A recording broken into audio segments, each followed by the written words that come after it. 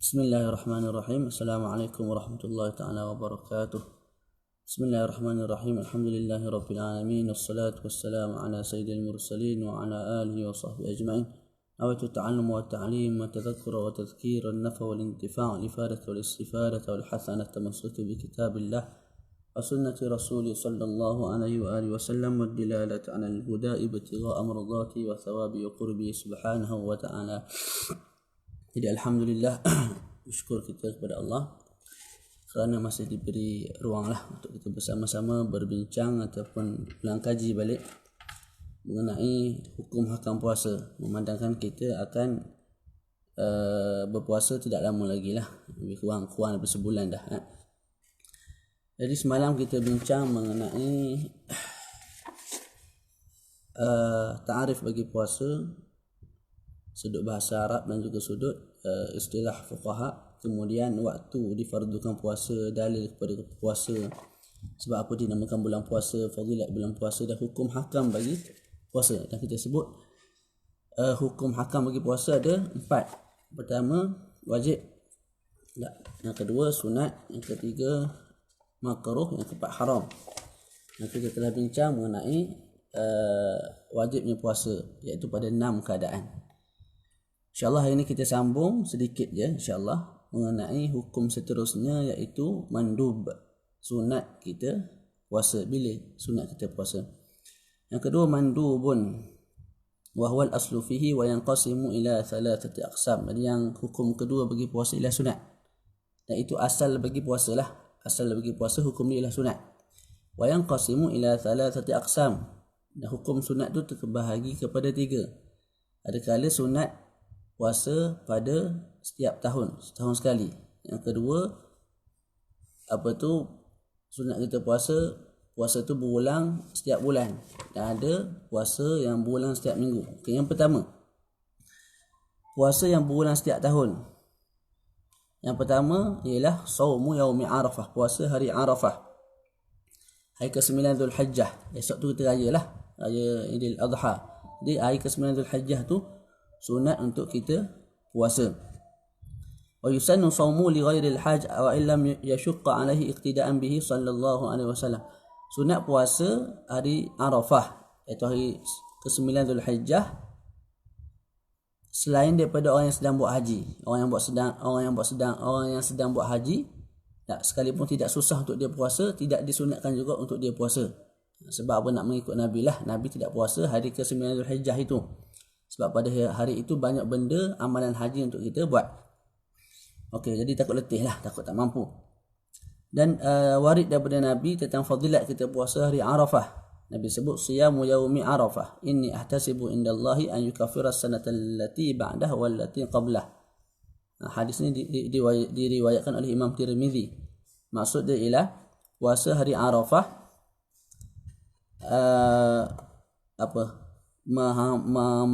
mengampunkan dosa setahun yang lepas dan setahun yang akan datang.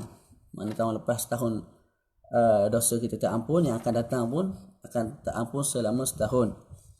Ni kalau datang bab ni, masyayikh kita, guru-guru kita ceritalah satu kisah mengenai Arab Badawi. Orang yang tak tahu boleh dengar lah, orang yang dah tahu mungkin dah biasa dengar. Apa cerita dia? Orang Arab Badawi ni bila datang hari Arafah ni, hari ke-9 Zulhijjah ni, dia puasa separuh hari. Sampai tengah hari dia buka. Jadi orang tanya, buat apa puasa separuh hari? Mana sah puasa separuh hari? Kawan tu jawab, orang Arab Badawi tu jawab apa? Aku hanya ingin Allah Ta'ala ampunkan dosa aku yang lepas. Adapun yang akan datang, aku belum masuk lagi tahun akan datang. Jadi biar tahun yang telah berlalu ini saja dia ampunkan dosa. Jadi aku puasa separuh hari je lah. Adapun puasa yang separuh hari lagi tu, aku tidak puasa. Sebab apa? Itu untuk keampunan dosa tahun akan datang. Dan tahun yang akan datang aku belum hidup lagi. Tu jawab orang raja buruk lah. Okey, jadi puasa hari Arafah mengampunkan dosa kita yang lalu dan juga yang akan datang. Okay, yang kedua, Tasu'a wa Ashura wal hadi ashar min Muharram. Sunat juga kita puasa hari ke-9 Muharram, ke-10 Muharram dan juga ke-11 Muharram. Sunat kita puasa. Dan hari ke-10 Muharram itulah hari yang Allah Ta'ala selamatkan Nabi Musa AS. Nabi sebut yukaffir as-sanatal madiyah. Diriwayatkan oleh Imam Muslim. puasa hari ke-10 Muharram, mengampunkan dosa kita yang telah lalu setahun yang lalu. Okey, selesai kat situ. Jadi 9, 10 dan 11 Muharram sunat kita puasa. Wasittin min Syawal, 6 hari daripada bulan Syawal sunat juga kita puasa. Selepas daripada hari raya itulah. Sunat kita puasa 6 lah. Bahasa orang kita puasa 6 tu je dah tu. Kita puasa 6 tu pula sunat kita berturut-turut. Dengan makna hari pertama hari pertama kita raya, hari kedua raya tu, 2 Syawal tu kita dah puasa dah. Sunat lagu tu. Dan kalau kita mampu, kita terus buat 2, 3, 4, 5, 6, 7. 7 tu dah habis. 7 Syawal tu dah habis kita punya puasa. Itu lebih afdal, lebih baik. Fastabiqul khairat. Okey. Kemudian alang-alang kita masuk bab apa ni, puasa 6 Syawal ni, kita sebut sedikit hukum hakam mengenai puasa 6 ni. Yang menjadi persoalan orang selalulah. Orang tanya apa boleh tak gabung dengan puasa qada. Perempuan tu haid masa bulan Ramadan, jadi dia tidak berpuasa. Bila masuk Syawal, disunatkan juga untuk dia berpuasa 6, sekalipun ketika dia Ramadan dia tak puasa penuh sebab dia haid. Sunat juga dia puasa 6. Okey, ketika puasa 6 tu boleh tak digabung dengan puasa dengan qada Ramadan yang telah dia tinggalkan? Boleh, tidak ada masalah. Dia niat 2 lah. Yang sahaja puasa esok hari, qada untuk Ramadan yang telah lepas, dan juga untuk puasa 6. Itu tidak ada masalah, dapat 2 pahala walaupun kita puasa sehari sahaja. Cuma yang afdal kita pecahkan 6 untuk puasa sunat, lepas tu puasa qada kita ambil hari yang lain. Itu yang lebih afdal lah. Sebab bila banyaknya amalan, banyaklah pahala. Selesai kat situ. Kemudian antara puasa sunat yang hanya berulang sekali setahun ialah wal ashhurul hurum. Sunat kita puasa pada bulan-bulan haram. Bulan haram ialah bulan Zulqa'dah, Zulhijjah, Muharram dan juga Rajab. Sunat kita puasa lah, berturut-turut ke, ambil 2-3 hari setiap bulan ke sunat. Dan Imam Muslim meriwayatkan daripada hadis baginda Nabi sallallahu alaihi wasallam sebut, afdhalus siyam ba'da Ramadan syahrullahil haram wa afdhalus salati ba'da al-fariḍah salatul lail. Sebaik-baik puasa selepas daripada bulan Ramadan ialah puasa pada bulan-bulan haram. Dan sebaik-baik sembahyang selepas daripada solat fardu ialah solatul lail, solat pada waktu malam. Selesai kat situ. Wal ashrul awal min Zulhijjah, sunat juga kita puasa 10 hari pertama daripada Zulhijjah. Maksudnya hari 1 Zulhijjah, 2 Zulhijjah, 3 Zulhijjah, 4 Zulhijjah, 5 Zulhijjah, 6 Zulhijjah, 7 Zulhijjah, 8 Zulhijjah, 9 Zulhijjah tu Yaum Arafah. Jadi 1 hingga 8 tu kita sunat puasa lah. 1 hingga 8 Zulhijjah. 9 tu memang dah sunat dah sebab Yaum Arafah. Hari ke-10 kita raya, haram kita puasa. Seterusnya sunat puasa yang berulang setiap bulan. Setiap bulan tu sekali. Yang pertama ayyamil bid, hari putih. Hari putih. Iaitu pada hari 13, 14, 15 setiap bulan lah. 13 hari bulan, 14 hari bulan, 15 hari bulan. Setiap bulan sunat kita puasa. Bulan Islam lah ni. Bukan bulan Masehi, tak, bulan Islam. Ketika itu bulan tengah cerah, sunat kita puasa. Kemudian sunat juga kita puasa ayyamis sud, pada bulan yang gelap. Akhir bulan lah, pada 28, 29, 30. Sunat juga kita berpuasa ketika itulah 3 hari tu. Kalau bulan tu hanya ada 29 sahaja, 28, 29, dah esok tu dah 1 hari bulan dah.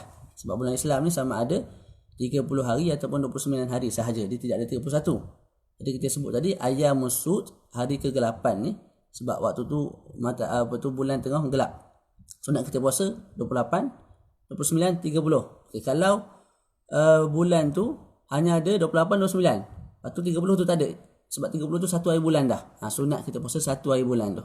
Jadi 28, 29, 1 hari bulan, 3 hari juga. Jadi antara hikmah kita dituntut puasa pada hari ke-8 ni, ayyamis sud ni, ialah apa? Sebab kita nak tambah ibadat kita lah. Dah akhir bulan ni, dah alang-alang kita perbanyakkan lagi ibadat. Okey. Dan juga kita tafaulan lah. Moga-moga dengan kita sembahyang Allah Ta'ala buka kegelapan tu kepada kecerahan, kepada cahaya, dan moga-moga memberi cahaya kepada hati kita. Okay, yang ketiga, puasa sunat yang berulang setiap minggu. Puasa Isnin dan Khamis. Puasa Isnin dan Khamis. Mudah je. Kemudian kita masuk pula perbahasan mengenai puasa yang paling afdal. Ni datanglah daripada hadis Nabi yang berbincang dengan sahabat yang kata dia mampu puasa setiap hari dan sebagainya. Jadi sahabat Nabi dengan juga Nabi itu ketika itu berbincang. Nabi jawab, dia pun menjawab balik. Nabi balas, dia pun balas balik. Ada dalam kitab Riyadhus Shalihin dan sebagainya. Jadi disebut kat sini puasa yang paling afdal ialah puasa sehari, berbuka sehari. Hari ni kita puasa, esok kita buka. Lusa kita puasa, tolak kita berbuka. Lagu tu. Dan itulah puasa Sayyiduna Daud alaihi salam. Yang ketiga, puasa makruh. Makruh kita puasa. Selesai dah situ dah. Dah selesai dah bab sunat. Masuk perbahasan seterusnya mengenai hukum makruh. Ada waktu makruh kita puasa. Yang pertama, ifradu yaumil jumu'ah awis sabt awil ahad. Kita puasa hari Jumaat sahaja. Hari Sabtu sahaja, hari Ahad sahaja itu makruh. Okey. Sebab hari Jumaat tu hari raya bagi umat Islam, makruh kita puasa. Adapun hari Sabtu makruh kita puasa sebab itu hari perayaan bagi Yahudi. Hari Ahad makruh kita puasa sebab itu hari perayaan bagi An-Nasara, Nasrani lah. Jelas. Jadi makruh kita puasa Jumaat sahaja, ataupun Sabtu sahaja, ataupun Ahad sahaja. Dengan makna kalau kita gabung Jumaat, Sabtu kita puasa tak makruh, ataupun Sabtu, Ahad tak makruh. Tak. Okey. Dan jadi persoalan baru ni masa awal Rejab. Kerana awal Rejab itu hari Jumaat. Tak. Dan saya dipersoalan oleh mak saudara saya. Dia tanya makruh tak dia puasa hari Jumaat sahaja. Tak. Jadi kita tengok tidak makruh. Sebab apa? Dia puasa tu bukan atas nama hari Jumaat, tapi dia puasa atas nama 1 Rejab. Kebetulan kena 1 Rejab tu hari Jumaat, dia puasa hari tu. Tak makruh. Jelas tak? Yang makruh ni, kita makruh puasa Jumaat saja tu kalau kita puasa kerana hari tu hari Jumaat kita puasa. Dan kita tidak gabung dengan hari berikutnya, waktu tu makruh. Tapi kalau kita puasa hari tu atas dasar benda tu bukan atas dasar benda lain. Contoh, kena pada tahun ni hari Jumaat itu ialah 1 Rejab. Jadi dia puasa hari Jumaat atas nama 1 Rejab, maka tidak ada masalah, tidak makruh. Kemudian makruh juga kita puasa setiap hari. Orang panggil shaumud dahr, panggil shaumud dahr, puasa setiap hari lah. Kecuali waktu haram tu dia puasa. Waktu tu hukumnya makruh juga. Bila makruh? Liman yakhafu ad-darar au fawat haqqin mandub. Jadi puasa setiap hari ni makruh kalau kita takut beri mudarat pada badan. Tak larat bekerja, tak larat cari makan untuk anak bini, hukum dia makruh. Boleh jadi kepada haram. Ataupun makruh juga kita puasa setiap hari kalau menyebabkan hak-hak yang sunat yang kita buat sebelum ni, jadi kita tak buat dah. Sebelum ni kita ngaji setiap hari setengah juzuk, contoh tak. Lepas tu ada solat sunat kita buat duha dan sebagainya, ataupun solat sunat rawatib tu kita ada buat selepas maghrib, sebelum maghrib dan sebagainya. Kalau kita puasa setiap hari, menyebabkan apa? Kita tak buat dah. Solat sunat tak buat, mengaji tak buat, perkara-perkara baik yang lain tak buat sebab tak larat, duduk atas katil saja lagu tu. Waktu tu makruh juga kita puasa setiap hari. Elok kita puasa macam Nabi Daud tadi, puasa sehari buka sehari, puasa sehari buka sehari, jangan puasa setiap hari. Selesai bab hukum makruh bagi puasa, kita masuk haram puasa. Puasa ni ada haram puasa kan? Tak boleh, setiap saya tengah semangat ni, saya tengah semangat nak puasa ni, jadi saya nak langgar jugalah. Tengah haid ke tak tengah haid ke nak puasa juga. Suami izin ke suami tak izin ke nak puasa juga tak boleh. Sebab syarak ni ada hukum hakam dia, ada perundangan dia, ada perlembagaan dia yang kita kena ikut, ada prinsip dia. Benda furuk kita boleh berbincang lah. Tapi kalau benda yang berkait dengan prinsip, kita biar mati untuk pertahankan prinsip. Okey, seterusnya kita sebut yang keempat tadi apa? Haram puasa. Haram puasa terbagi kepada 2. Lagi ramai orang tengok live. Saya tengok semalam dekat 500 lebih tengok. Tapi tak tahulah tengok penuh ke tengok mula-mula je.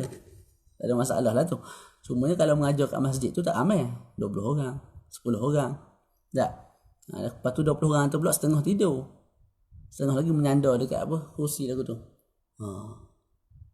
Habis-habis tu sedar dah habis dah kuliah. Ada yang duduk tengok jam. Sekejap tengok aku tengok jam, tengok aku tengok jam. Sebab saya mengajar ni kadang lama juga, sejam. Tak lebih daripada sejam lah, tapi kena ambil sejam paling kurang. Jadi live ni lagi amat, tak ada masalah lah. Okey. Seterusnya kita sebut apa tadi? Haram. Okey. Haram terbagi kepada dua. Ada kala haram kita puasa, tapi sah puasa kita tu, tapi tak dapat pahala lah sebab haram. Bahwa saumuz zawjah biduni idzni zawjiha, puasa sunat. Tak. Isteri puasa sunat tanpa izin daripada suami. Isteri kita nak puasa sunat lah. Puasa saja-saja tak minta izin daripada kita, hukum dia haram. Tapi puasa dia sah tak? Sah. Haram sebab apa? Sebab hak suami didahulukan. Hak suami didahulukan daripada perkara lain. Jadi boleh jadi suami hari itu dia nak bersama isteri dia. Isteri dia kata tak boleh sebab aku tengah puasa sunat.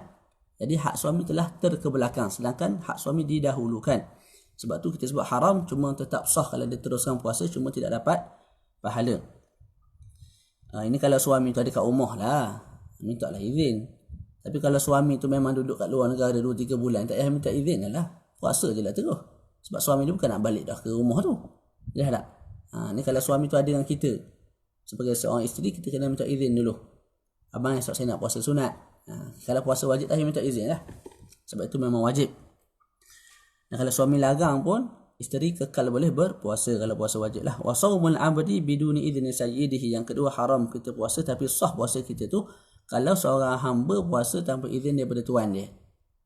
Sebab boleh jadi kalau hamba tu puasa menyebabkan badan lemah, tak larat nak kerja, bagi mudarat kepada tuan. Tuan suruh buat kerja sekian, berniaga sekian, jual sekian, tak, dia pun puasa. Puasa menyebabkan tak larat, jadi bagi mudarat pada tuan dia. Sedangkan tuan dia beli dia tu untuk tujuan perniagaan dan sebagainya. Terus, haramun ma'adam sihah fihi khamsi suar. Yang seterusnya, haram dan juga tidak sah. Tadi haram dan sah puasa kita ni haram. Dapat dosa lah kalau kita puasa. Dalam masa sama, puasa kita tadi tidak sah. Puasa kita yang nak sebut ni tidak sah. Pada 5 keadaan. Yang pertama, saumu yaumi Aidil Fitri, puasa 1 Syawal tu lah. Tak boleh sebut saya bersemangat nak puasa, nak dapat pahala lebih, tak boleh. Kena ikut syarak. Yang kedua, saumu yaumi Aidil Adha, puasa hari raya Aidil Adha. 10 Zulhijjah tu kita pakat-pakat raya lah, haram puasa. Kalau puasa pun tidak sah. Kemudian saumu ayyamit tasyriq, puasa ayyamit tasyriq. Itu hari ke-11, 12 Zulhijjah. Hari 10 tu haram sebab hari raya 10 Zulhijjah. Hari ke-11, 12, 13 Zulhijjah haram juga sebab ayyamut tasyriq. Juga haram kita puasa. Sikit lagi. Saumun nisfi al-akhir min Sya'ban, puasa separuh masa kedua daripada bulan Sya'ban. Sya'ban Ramadan lah. Kita ni masuk bulan Sya'ban lah ni. Okay, bila masuk separuh masa kedua, kita ada dua sesi lah, dua waktu. Satu hingga 15 hari bulan Sya'ban. Yang kedua 16 Sya'ban sampai ke 30 Sya'ban ataupun sampai ke 29 Sya'ban. Okay, daripada 16 Sya'ban sampai ke 30 Sya'ban tu haram kita puasa. Kalau puasa juga tidak sah. Daripada 16 Sya'ban sampai ke 30 Sya'ban haram kita puasa. Kalau puasa juga tidak sah. Yang kelima, puasa yaumul syak. Kita puasa hari syak juga haram. Apa hari syak? Bahwa yaumul thalathina min Sya'bana idza tahaddatha an-nasu bi ru'yatil hilali aw syahida man la tuqbal syahadatu bi ru'yatil hilal kamra'atin aw sabiyyin. Hari syak ialah hari ke-30 daripada Sya'ban, bila mana manusia bercakap-cakap sesama mereka yang mereka tu nampak anak bulan pada malam hari. Contoh lagu mana? Mudah je. Ini macam mana? Maghrib ni masuknya 30 Sya'ban. Orang panggil malam 30 Sya'ban, maghrib ni. Esok pagi kita panggil pagi 30 Sya'ban. Okey. Esok tu pagi 30 Sya'ban tu ada kala dinamakan sebagai yaumul syak. Bila dia dipanggil sebagai yaumul syak, maka haram kita puasa. Macam mana nak dianggap sebagai yaumul syak esok hari ni? Kalau malam tu, malam 30 Sya'ban lah, malam ni, mana maghrib ni lah. Tak. Malam tu manusia bersembang sama dia, aku nampak anak bulan. Tak, Pak Mat beritahu Pak Aziz aku nampak anak bulan. Tak Pak Aziz pula beritahu orang lain aku nampak anak bulan. Tapi tak ada seorang habuk pun pergi jumpa qadhi buat penyaksian depan qadhi yang mereka nampak anak bulan. Tak ada. Ketika itu disebabkan manusia berbincang sesama mereka, aku nampak anak bulan, orang ni kata aku nampak anak bulan, tapi tak ada seorang pun jumpa qadhi buat penyaksian, maka menyebabkan terlahir dalam hati kita rasa syak. Esok ni Ramadan ni ataupun tak. Lagu tu. Rasa syak. Ketika itu hari esok tu dinamakan sebagai hari syak. Syak, kita syak sama ada esok tu 1 Ramadan ataupun kekal 30 Syaban. Waktu tu haram kita puasa esok hari. Okey, jelas. Dan hari syak ni dia ada 4 hukum lah. Ada kala wajib puasa, ada kala dan sebagainya, itu kita tak payah sebutlah panjang. Kemudian kita sebut juga hari syak juga ialah hari yang manusia nampak anak bulan. Cuma orang yang tengok anak bulan tu orang yang ditolak punya penyaksian. Contoh yang nampak anak bulan malam ni, contoh perempuan ataupun budak kecil. Perempuan tu bila nampak anak bulan, budak kecil tu bila nampak anak bulan, ataupun hamba tu bila nampak anak bulan, dia pergi jumpa qadhi. Bila jumpa qadhi, dia beritahu apa? Wahai si qadhi, aku nampak sesungguhnya aku telah melihat anak bulan Ramadan. Qadhi tidak menerima penyaksian budak kecil tu. Qadhi tidak menerima penyaksian perempuan tu. Qadhi tidak menerima penyaksian hamba tu sebab mereka ni bukan adil syahadah. Tak. Maka ketika itu esok tu juga dinamakan sebagai esok pagi itulah 30 Syaban tu juga dinamakan sebagai Yaumun Syak dan haram kita puasa. Kita tutup majlis kita dengan satu masalah yang menjadi persoalan ramailah. Mas'alatun mata yajuzu saumu yaumin syak, mata yajuzu saumu yaumin syak aw nisfil akhir min Sya'ban. Bila kita harus puasa hari syak ataupun separuh masa kedua daripada bulan Sya'ban. Ada waktu-waktu kita boleh puasa hari syak tu. Ada waktu-waktu kita boleh puasa separuh masa kedua daripada bulan Sya'ban, daripada 16 sampai ke 30. Yang pertama, ada 3 gambaran. 3 gambaran ni, 3 keadaan ni kita boleh puasa. Pada hari syak kita boleh puasa juga pada separuh masa kedua daripada bulan Sya'ban, daripada 16 sampai ke 30. Yang pertama ialah idza kana shaum wajiba, kalau puasa tu wajib. Tak, kita terlupa nak qada. Puasa yang lepas ada 2 hari tak qada lagi. Duk tangguh, akhir sekali masuk dah pada 16 Sya'ban. Kita puasa qada Ramadan yang lepas 2 hari, 16, 17 Sya'ban, tidak ada masalah. Sebab itu wajib. Ataupun kafarah, lupa nak kafarah, tangguh masuk ke 16 Sya'ban, kita puasa kafarah yang merupakan wajib bagi pihak kita, waktu tu tidak ada masalah. Ataupun nazar, nazar untuk puasa pada 16 Sya'ban dan ke atas. Ataupun kita sebut nazar ni maksud dia lagu ni. Kita bernazar, kalau aku dapat 10 mumtaz dalam stam, maka aku akan puasa. Masa keputusan aku dapat tu, hari esok tu aku akan puasa lah. Tu nazar je. Kebetulan hari ke-15 Sya'ban tu dia dapat result stam lah. Nampak 10 mumtaz, alhamdulillah. Jadi esok tu dia puasa. Puasa nazar tapi dah 16 Sya'ban, tidak ada masalah. Bukan maksud nazar kat sini kita pergi sengaja kita nazar untuk puasa pada waktu yang diharamkan oleh syarak, tak boleh. Dah tak? Kita belajar dah haram puasa pada 16 sampai ke 30 Sya'ban. Haram puasa separuh masa kedua ni lah. Jadi kita pun sengaja, sahaja aku bernazar untuk puasa daripada 16 sampai ke 30 ataupun 17 hari bulan, 18 hari bulan, sengaja untuk lakukan puasa pada waktu yang diharamkan oleh syarak. Waktu tu tak boleh, haram. Tidak sah juga. Yalah. Okey. Macam kita sembahyang sunat lah. Sembahyang sunat tak. Kalau kita masuk masjid selepas asar, kita boleh sembahyang sunat, tidak ada masalah sebab bersebab.